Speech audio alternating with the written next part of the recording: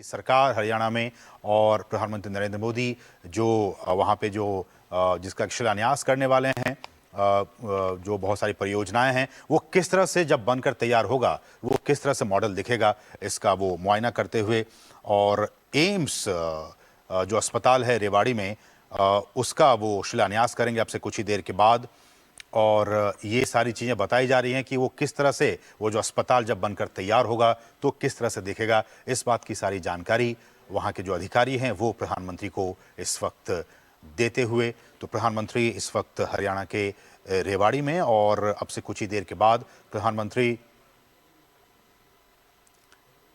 Narendra Modi AIIMS अस्पताल की जो आधारशिला है वो रखने का काम करेंगे और उस वक्त ये अस्पताल जब बनकर तैयार होगा तो कैसा दिखेगा, इसका वो मुआयना करते हुए। और साथ ही साथ प्रधानमंत्री शहरी परिवहन की बात हो, स्वास्थ्य की बात हो, रेल की बात हो, पर्यटन की बात हो, इन तमाम सेक्टर्स के लिए 9,750 करोड़ रुपए से अधिक की कई विकास परियोजनाओं का प्रधानमंत्री अब से कुछ ही देर के बाद उद्घाटन और शिलान्यास करने वाले हैं।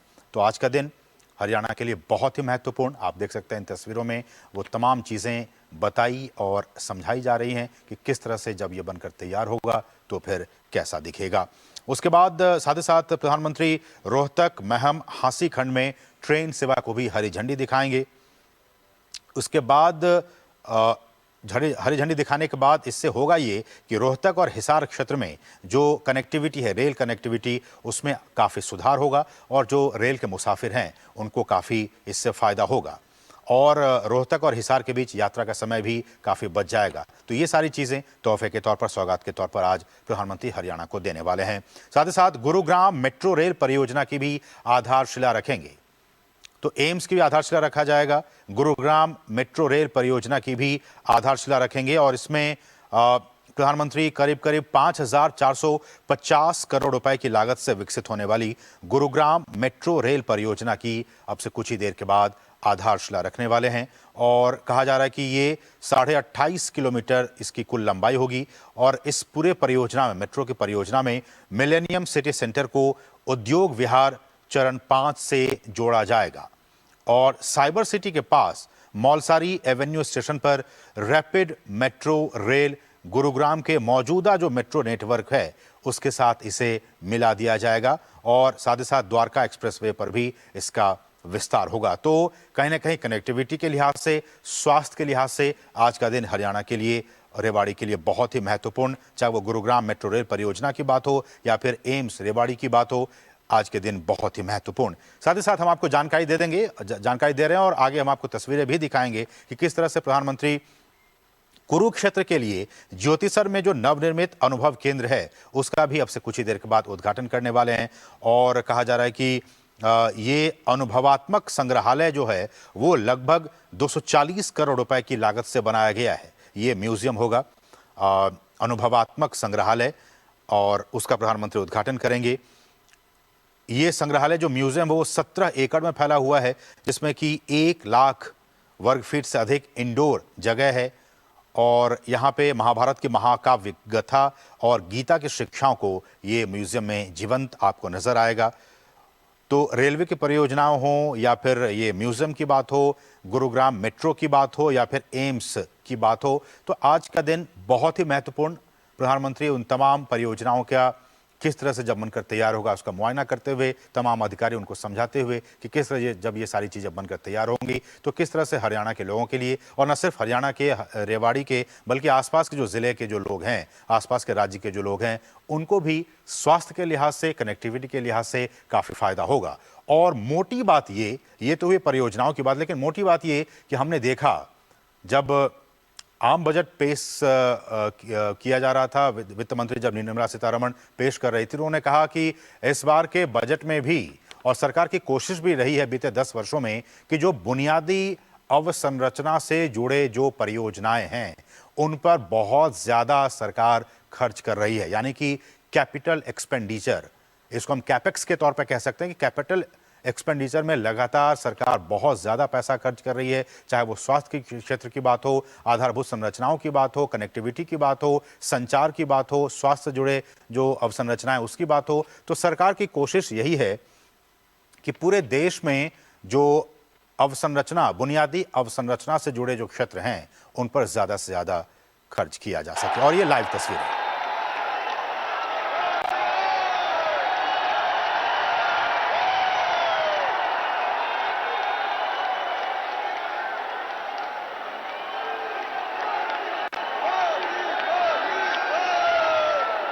आपकी ये ऊर्जा, आपका ये उत्साह, ये उमंग स्वाभाविक है। निवेदन आप सभी से है, अपना स्थान ग्रहण करें। आप सभी विराजें अपने स्थान पर। नमस्कार देवियों सज्जनों। विकसित भारत, विकसित हरियाणा के इस विशाल और भव्य आयोजन में हार्दिक स्वागत, अभिनंदन है देश के यशस्वी प्रधानमंत्री, विश्व के सबसे लोकप्रिय नेता माननीय श्री नरेंद्र मोदी जी का। अहिरवाल की ये पुण्य धरा, ये वीर वसुंधरा आज एक बार फिर से धन्य हुई है माननीय प्रधानमंत्री महोदय की गरिमामयी उपस्थिति से। विकसित भारत और विकसित हरियाणा के संकल्पों को आज एक नई ऊर्जा मिल रही है, नई प्रेरणा मिल रही है। महोदय, आपके आगमन से नमन, अभिनंदन, वंदन माननीय प्रधानमंत्री श्री नरेंद्र मोदी जी का देवियों सज्जनों आप सबकी तरफ से। इस अवसर पर मंच पर विराज के रूप में प्रदेश को एक ऐसा नेतृत्व मिला है जिसने भ्रष्टाचार से मुक्त, भाई भतीजावाद से मुक्त, क्षेत्रीय भेदभाव से मुक्त एक पारदर्शी और समावेशी सुशासन का मॉडल इस प्रदेश के लोगों को दिया है। मैं निवेदन करूंगा माननीय मुख्यमंत्री श्री मनोहर लाल जी से कि वे इस अवसर पर अपने संबोधन के लिए पधारें आप सभी की करतल ध्वनि के साथ।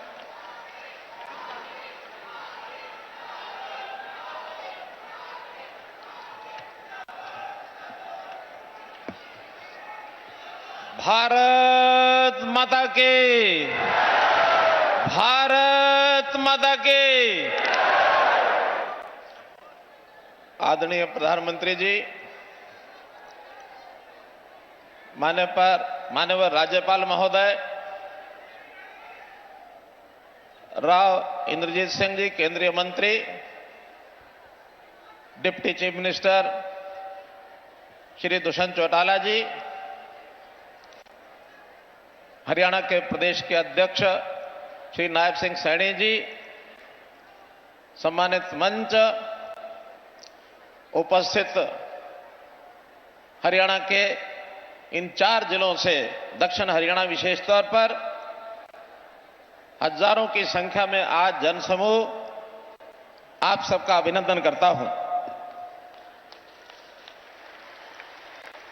आदरणीय प्रधानमंत्री जी, आज आप हमारे बीच में आए हैं, एक विशेष ये अवसर है।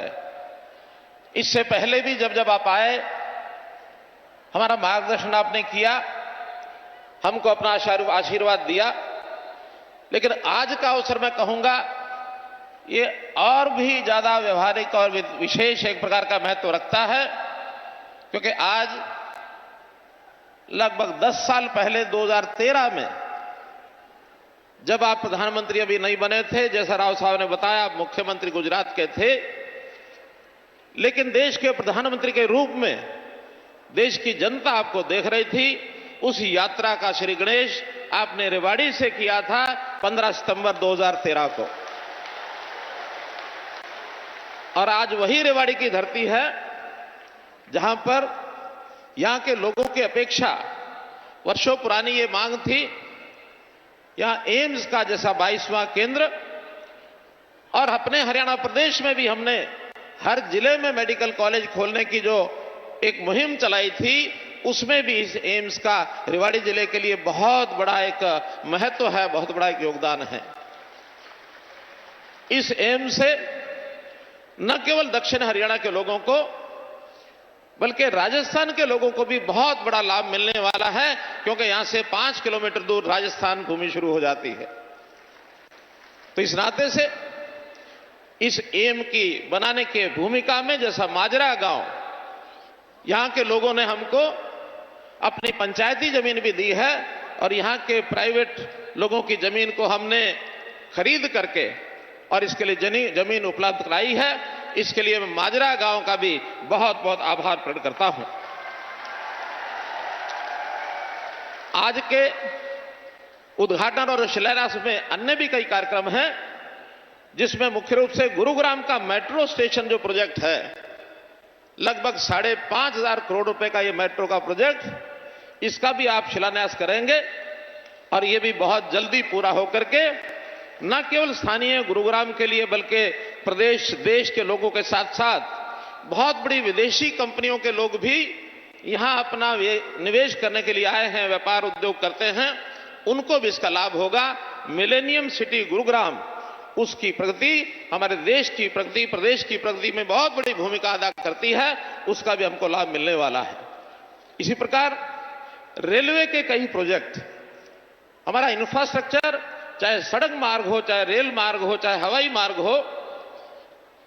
पहला हमारा हवाई अड्डा हिसार में तैयार हो रहा है, बहुत जल्दी वहां डोमेस्टिक और इंटरनेशनल इस प्रकार की फ्लाइट्स का विषय भी शुरू होगा।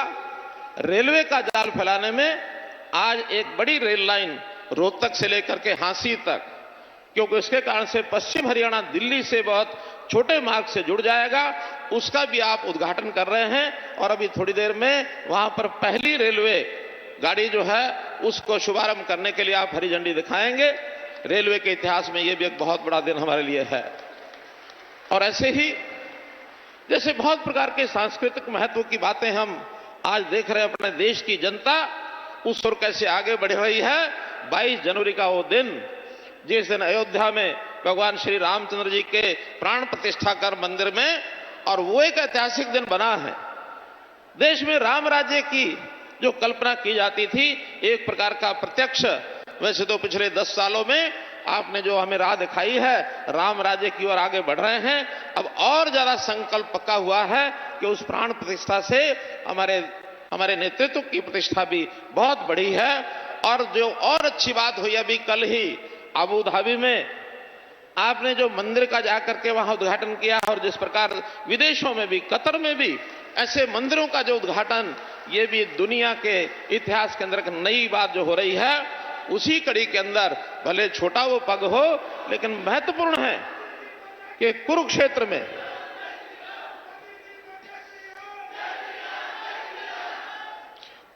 में भगवान कृष्ण की धरती, महाभारत के काल को हम याद रखते हैं, उनके इतिहास में पढ़ते हैं, लेकिन उसका प्रत्यक्ष कोई ऐसा केंद्र जिसका अनुभव आज किया जा सकता है, तो लगभग 250 करोड़ से लेकर यानी इससे भी ज्यादा राशि का एक अनुभव केंद्र वो बनाया गया है। उसका भी आज उद्घाटन आप करेंगे तो हमारी सांस्कृतिक धरोहर देश की है, वो निश्चित रूप से इसमें 4 चांद लगेंगे। तो मैं तो यही कहूंगा कि देश की इस प्रगति में हरियाणा का अपना योगदान है। आप हमारा मार्गदर्शन करते हैं, आशीर्वाद देते हैं, और जब कभी हम कोई अच्छे काम करते हैं, मुझे बड़ी प्रसन्नता है कि उनका उल्लेख करके आप हमारी पीठ थपथपाते हैं। और इस कारण से हरियाणा भी आपके बताए मार्गदर्शन में दिन दुगनी रात चौगनी करने, आगे बढ़त लगाने में, उसकी प्रगति करने में लगा है। और विश्वास दिलाता हूं, जो आपकी हरियाणा से अपेक्षाएं हैं उसको हम पूरा करेंगे। अपना देश दुनिया में एक विशेष स्थान प्राप्त करे, 5वीं शक्ति से हम तीसरी शक्ति, आर्थिक शक्ति दुनिया में बन जाएं। दुनिया के अंदर भारतवर्ष को विश्व गुरु कैसे कहलाया जाए, इसमें जो भूमिका है, मैं विश्वास दिलाता हूं कि आप हरियाणा से जो अपेक्षा करते हैं उसको पूरा करेंगे। आज इस अवसर पर मैं हरियाणा की 2 करोड़ 80 लाख जनता की ओर से आपका अभिनंदन करता हूं, स्वागत करता हूं, आपका आभार और धन्यवाद प्रकट करता हूं कि आज इस अवसर पर हमारा मार्गदर्शन करने के लिए आए हैं। बहुत बहुत धन्यवाद, बहुत बहुत आभार।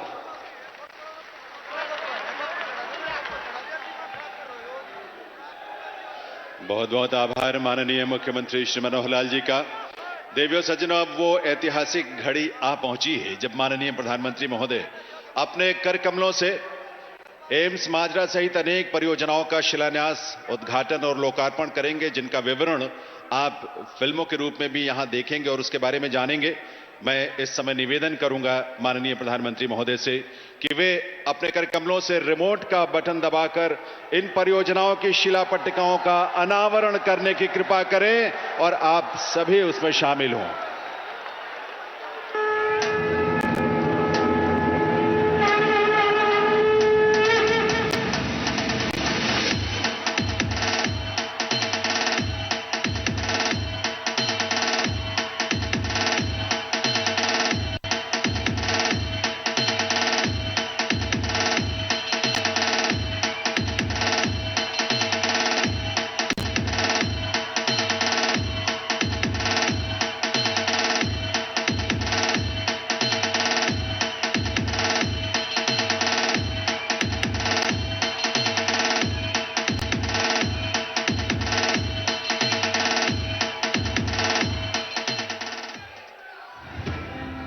शिक्षा, तकनीक और रोजगार, बीते 10 सालों में हुआ हर क्षेत्र में विकास। वहीं स्वास्थ्य सेवाओं ने कायम की हर दिन नई मिसाल। 5 लाख रुपए के मुफ्त स्वास्थ्य बीमा के लिए आयुष्मान भारत प्रधानमंत्री जन आरोग्य योजना, जिसके तहत जारी किए गए हैं 30 करोड़ से ज्यादा आयुष्मान कार्ड। कम से कम 75% तक सस्ती दवाइयों के लिए 10,000 से अधिक जन औषधि केंद्र।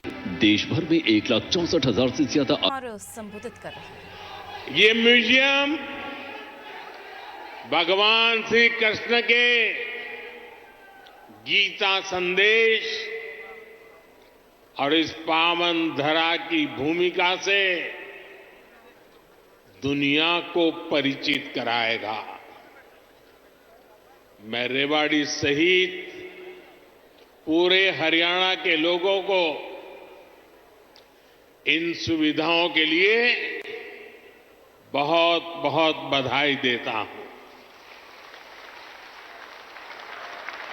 भाई और बहनों, आजकल देश और दुनिया में मोदी की गारंटी की बहुत चर्चा है।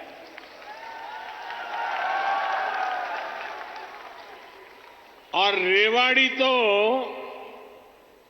मोदी की गारंटी का सबसे पहला गवाह है। यहां पीएम पद के उम्मीदवार के रूप में मैंने देश को कुछ गारंटियां दी थी। देश की इच्छा थी कि दुनिया में भारत की साख बढ़े। ये हमने करके दिखाया। देश की इच्छा थी कि अयोध्या में प्रभु राम का भव्य मंदिर का निर्माण हो। आज पूरा देश भव्य राम मंदिर में विराजे रामलला के दर्शन कर रहा है। और तो और कांग्रेस के लोग, जो लोग हमारे भगवान राम को काल्पनिक बताते थे, जो कभी नहीं चाहते थे कि अयोध्या में प्रभु राम का मंदिर बने, वो भी अब जय सिया राम बोलने लगे हैं।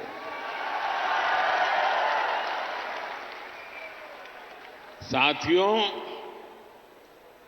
कांग्रेस ने दशकों तक जम्मू कश्मीर से आर्टिकल 370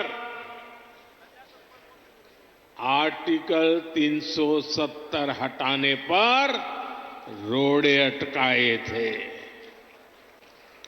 मैंने आपको गारंटी दी थी कि जम्मू कश्मीर से आर्टिकल 370 हटाकर रहूंगा। आज कांग्रेस की लाख कोशिश के बावजूद आर्टिकल 370 इतिहास के पन्नों में खो गया है। आज जम्मू कश्मीर में महिलाओं, दलितों, पिछड़ों, आदिवासियों को उनके हक मिलने लगे हैं। इसलिए ही तो लोगों ने एक और संकल्प लिया है और जनता जनार्दन कह रही है, आप लोग कह रहे हैं, जिसने 370 हटाया, जिसने 370 हटाया, उस बीजेपी का टीका 370 सीटों से होगा।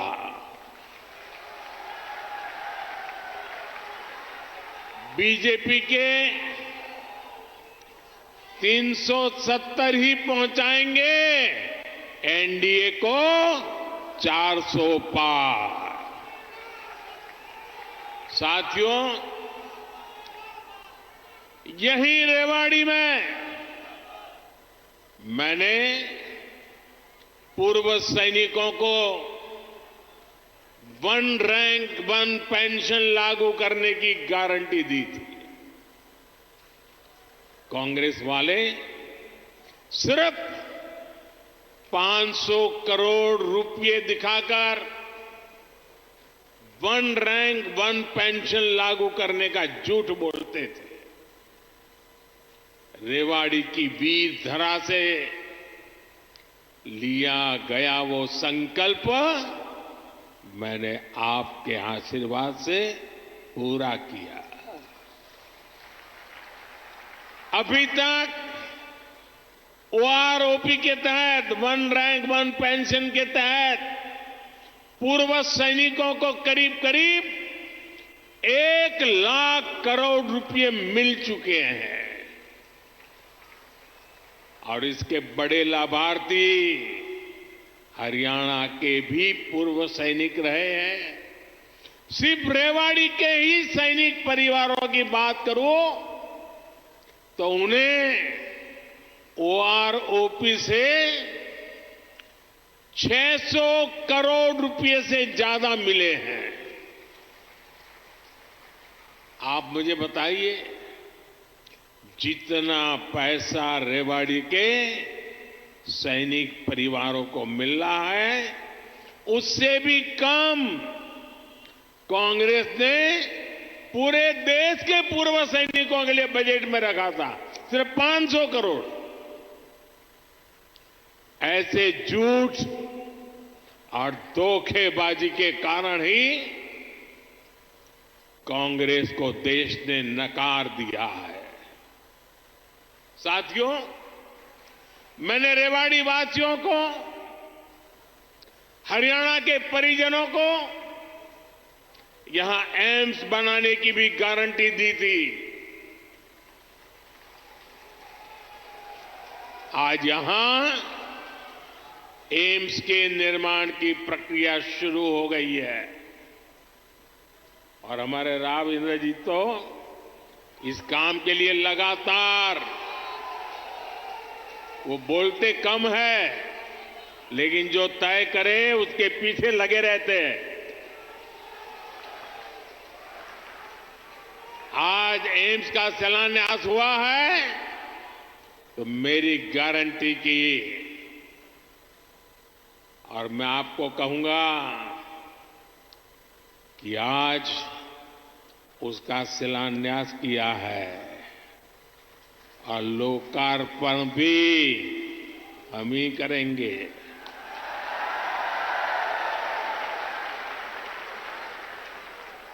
और इससे आपको बेहतर इलाज भी मिलेगा, युवाओं को डॉक्टर बनने का अवसर भी मिलेगा और रोजगार, स्वरोजगार के भी अनेक अवसर बनेंगे। रेवाड़ी में देश का 22वां एम्स बन रहा है। पिछले 10 वर्षों में 15 नए एम्स स्वीकृत किए जा चुके हैं। आजादी के बाद से लेकर 2014 तक देश में करीब 380 मेडिकल कॉलेज बने थे। बीते 10 वर्षों में 300 से अधिक नए मेडिकल कॉलेज बने हैं। हरियाणा में भी हर जिले में कम से कम एक मेडिकल कॉलेज बनाने का काम तेजी से चल रहा है। साथियों, मैं ऐसी अनेक गारंटियां गिना सकता हूं जो देशवासियों के आशीर्वाद से पूरी हो चुकी है। लेकिन कांग्रेस का ट्रैक रिकॉर्ड क्या है? कांग्रेस का ट्रैक रिकॉर्ड देश की आधे से अधिक आबादी को दशकों तक छोटी छोटी जरूरतों से दूर रखना का है, तरसाने का है। कांग्रेस का ट्रैक रिकॉर्ड सिर्फ एक परिवार के हित को देश और देशवासियों के हित से ऊपर रखने का। कांग्रेस का ट्रैक रिकॉर्ड इतिहास के सबसे